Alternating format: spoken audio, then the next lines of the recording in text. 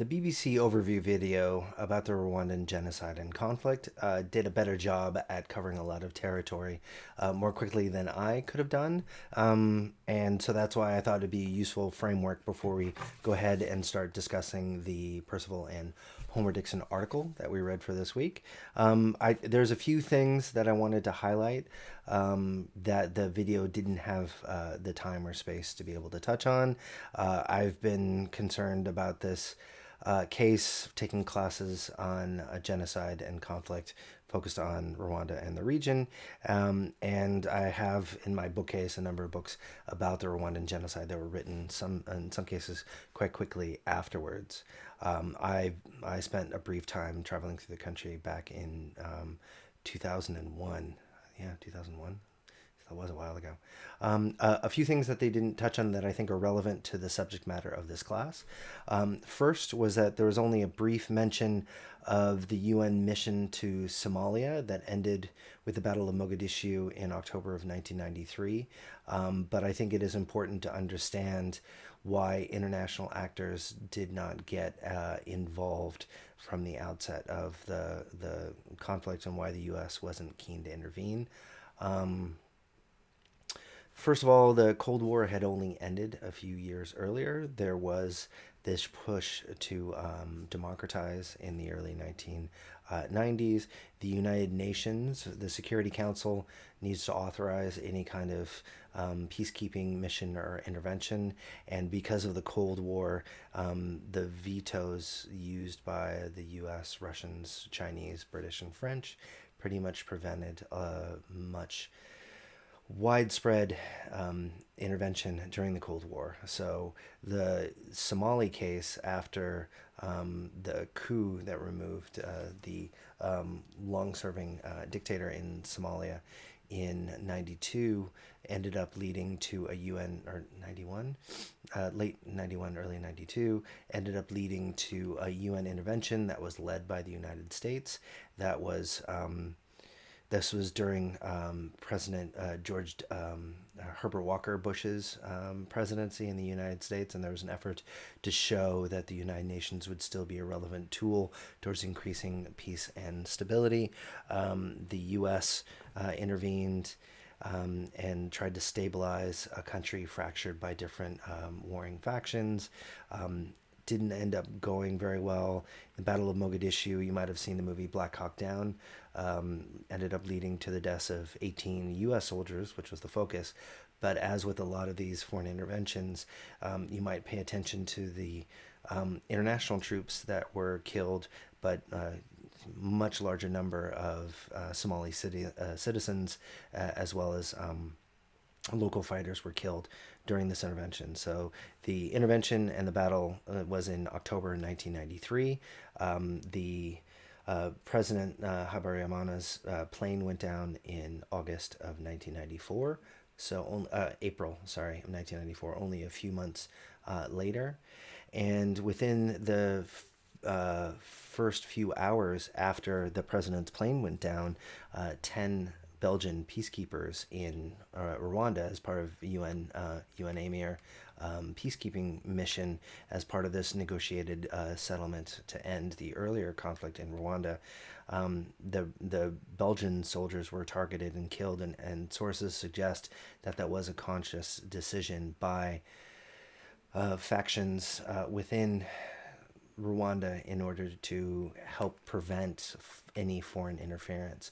They saw what happened when the West lost of 18 soldiers in Somalia, and there was a reticence to get involved in another African conflict, this one in a small landlocked country. Somalia was on the coast and easier to access.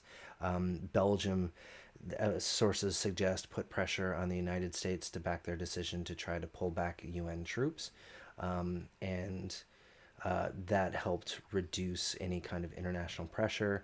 And also the French, there's evidence that French companies helped import in some of the weapons that were used as part of the genocide, and their Operation Turquoise in June and July of 1994, after a lot of the killing, helped consciously or unconsciously helped people to get away into the Democratic Republic of Congo, both civilians as well as Interahamwe and other extremists, which had a follow-on effect in the Democratic Republic of Congo a few years later in basically destabilizing that country and led to the downfall of Mobutu Sese Seko in Democratic Republic of Congo, in part because of the funding of Laurent Kabila's rebel groups by the Rwandan government that had been established in Kigali after the war and after Paul Kagame came into power.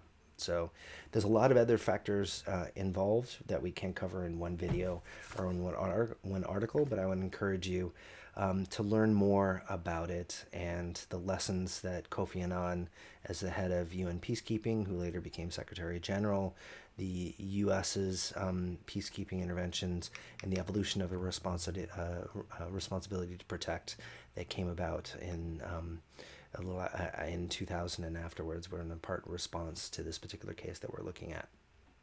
Okay. So, UN interventions, we're going to look at interventions in the last week of the semester, but it is relevant to the Rwandan case. As you can see here, the terraced and quite rugged fields in which a lot of Rwandan agricultural production is undertaken. A brief kind of side note about interventions, that the U.S. intervened in Somalia in 92 and 93.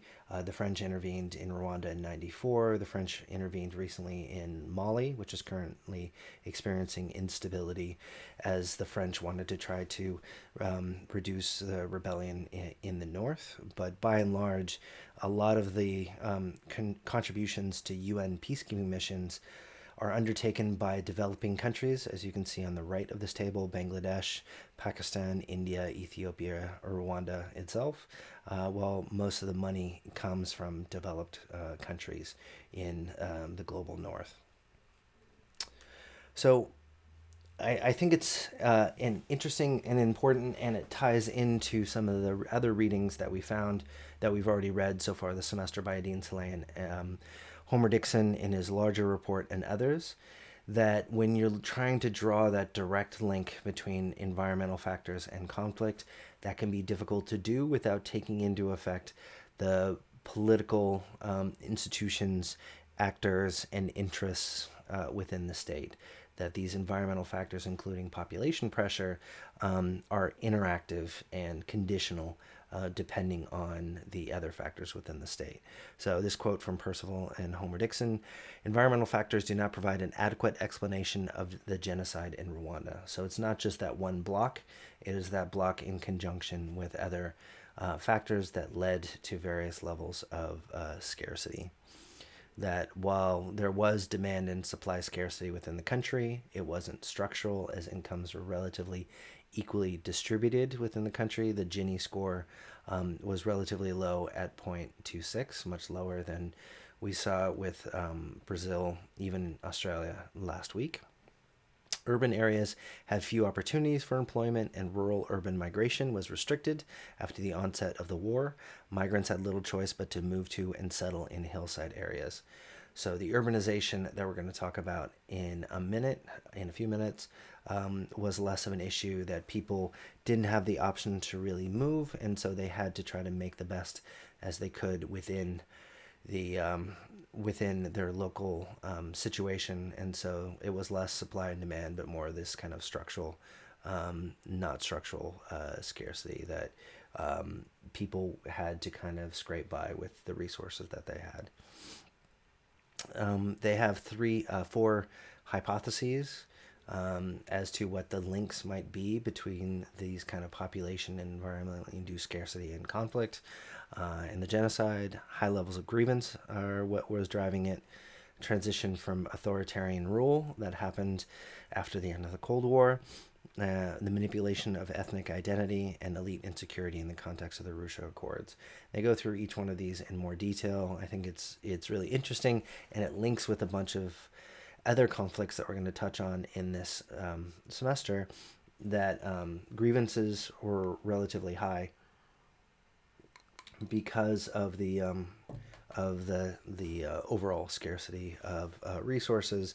There had been this political change, as we saw last week, with political institutions when there's a higher risk right after institutions have changed, and often with these kind of structural background conditions like ethnicity that we've touched on.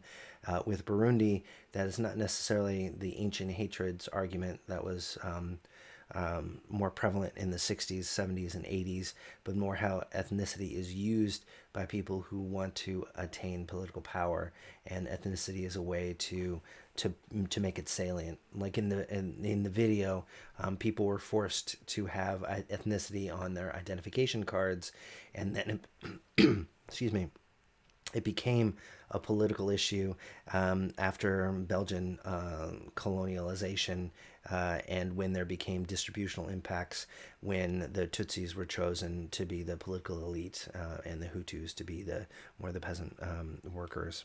So ethnicity was manipulated. And last, elite insecurity. This kind of links to Acemoglu and Robinson and their works on political transitions. You can think of other examples from Egypt to other cases in which there is some kind of change, and the people who have the power are loath to lose it. It might not necessarily be the people in control, but the people who's the selectorate that are important to choosing them, they can be more nervous and can try to encourage working outside the system in order to maintain control. Use a coup or any kind of political instability to try to take advantage of it. Thomas Homer Dixon loves a path diagram, and so you see here this environmental scarcity argument in the background, leading to that elite insecurity, exploitation of ethnic divisions, these other arguments. They mention structural adjustment in passing as an explanation. We're going to be touching on that in a second, but I think it's also important as an explanatory factor for other conflicts, not just Rwanda. So how does population growth lead to resource scarcity? I mentioned three, right? Demand-induced scarcity, supply-induced scarcity, and structural scarcity. Demand-induced scarcity is because demand increases for goods, shelter, and jobs because there's just more people around. Supply-induced scarcity, as these people take up more space and use up non-renewable resources, the supply is constrained and can decrease. Like with the Gaza case we're going to look at in later on today, the water resources became contaminated, and it's more difficult to survive because of the supply just became degraded, and that has follow-on effects in neighboring countries like in Israel. And then structural scarcity because of how the pie is distributed, that you have elites and the masses. Homer Dixon and Percival suggest that's less of an issue given the relatively low levels of inequality in this case. But if you have the few controlling a large amount of resources, that could also lead to resource scarcity because the majority of people don't have as much as their percentage would suggest that the distribution might expect.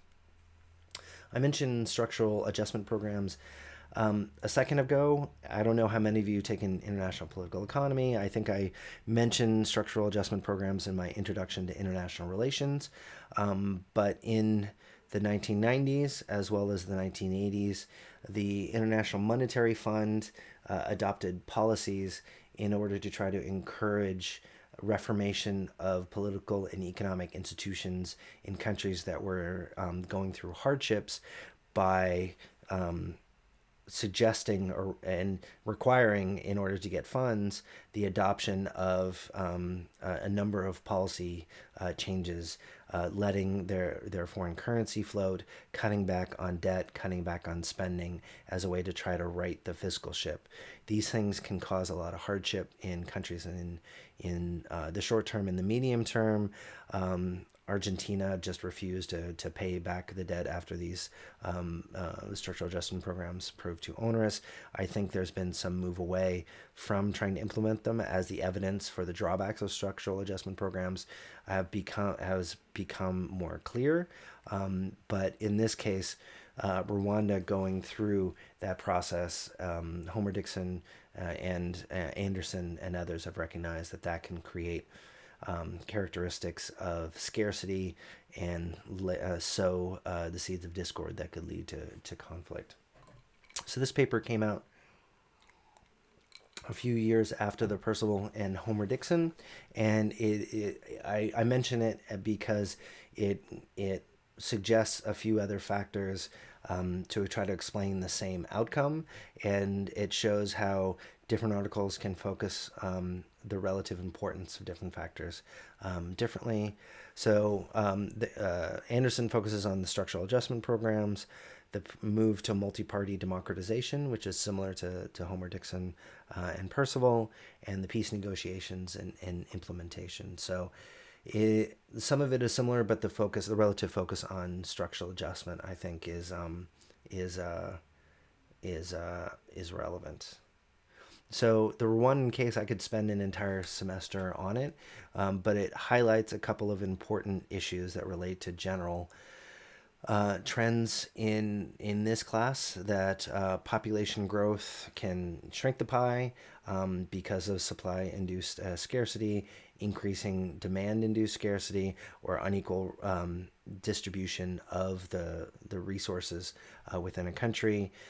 Once you have a conflict and you're trying to end it, the probability of the conflict reoccurring is quite high shortly after peace agreements, usually only if one side clearly wins, like the RPF did in 1994, are you more likely to see long-term stability. Negotiated settlements can often leave both sides dissatisfied, one perhaps more than others. That could lead to the chance of recurrence. Structural adjustment, international intervention, the international economic and political factors often play an important role in the overall stability of a country, given holding population constant, right? And how the earlier conflict led to people being trained in neighboring Uganda. They helped overthrow the government there and bring Yoweri Museveni to power in Uganda, who in turn supported the RPF, which was able to get stronger and then invaded Rwanda. The neighborhood effects and the broader global effects are ones that we're going to be looking at over time. And so you have these background structural, environmental, and population factors that are important, but they often require connecting that block to other theoretical blocks to create some kind of interactive effect, as we're going to see in youth bulges and in urbanization in a second.